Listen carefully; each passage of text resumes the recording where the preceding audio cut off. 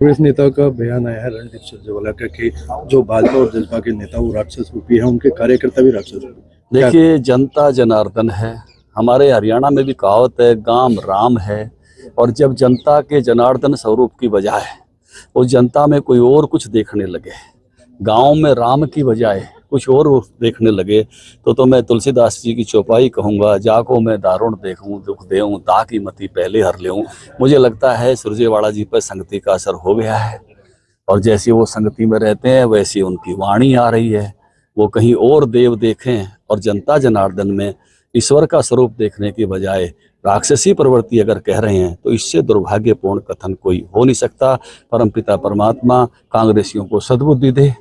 और मुझे लगता है कि जितना ये कठोर कथन है, मुझे लगता है कि किसी भी तरह से ये माफ़ी के योग भी नहीं है। ये बहुत ही दुर्भाग्यपूर्ण है जो इस प्रकार का कथन उनके मुख से निकला है।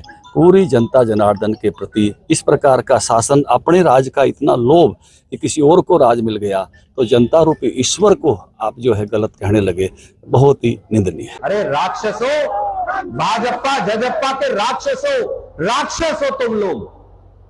भारतीय जनता पार्टी को जो वोट देता है और भारतीय जनता पार्टी का जो समर्थक है, वो राक्षस प्रवृत्ति का व्यक्ति है। मैं आज महाभारत की इस धरती से श्राप देता हूं। जाकर पूछना है तो उस बच्चे के, उस बिटिया के, उस बेटे के मां बाप से पूछो, तो कहता मौका तो दो, नौकरी मत देना, जब मिलेगी मिल जाएगी यार, पेपर में बैठने की इजाजत तो दो। 3,59,000 बच्चे पास हैं काका, उनका क्या कसूर है? 4 साल में पेपर पास किया, अब खट्टर साहब कहते हैं तुम्हें पेपर में बैठने की इजाजत दी। कांग्रेस नेता का बयान आया है रणदीप सुरजेवाला का कि जो भाजपा और जसपा के नेता वो राक्षस रूपी है, उनके कार्यकर्ता भी राक्षस रूपी। देखिए, जनता जनार्दन है। हमारे हरियाणा में भी कहावत है, गांव राम है।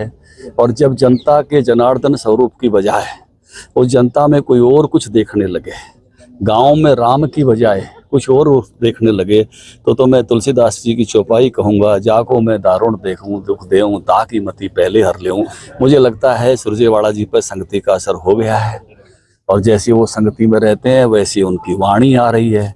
वो कहीं और देव देखें और जनता जनार्दन में ईश्वर का स्वरूप देखने की बजाय राक्षसी प्रवृत्ति अगर कह रहे हैं, तो इससे दुर्भाग्यपूर्ण कथन कोई हो नहीं सकता।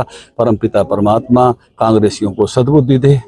और मुझे लगता है कि जितना ये कठोर कथन है, मुझे लगता है कि किसी भी तरह से ये माफ़ी के योग भी नहीं है। ये बहुत ही दुर्भाग्यपूर्ण है जो इस प्रकार का कथन उनके मुख से निकला है। पूरी जनता जनार्दन के प्रति इस प्रकार का शासन, अपने राज का इतना लोभ कि किसी और को राज मिल गया, तो जनता रूपी ईश्वर को आप जो है गलत कहने लगे, बहुत ही